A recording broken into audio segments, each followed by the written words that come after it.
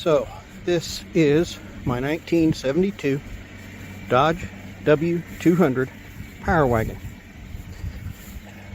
He and I, Frankenstein as he is named, are the same age. I had been wanting a 1971 or 1972 pickup truck. Just for something to play around, something to work on, something to drive. Couldn't find anything I really liked or could afford. So, when Frankie came up at auction, I saw him and said, that's it. That's the one. So, as of right now, Frankie is in his patina, his rust, his colors. He eventually will be all one color, which will be a bright plum.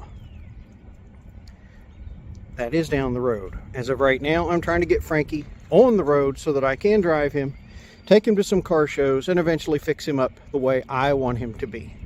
So, this is Frankenstein, this is me, and this is why I love this truck.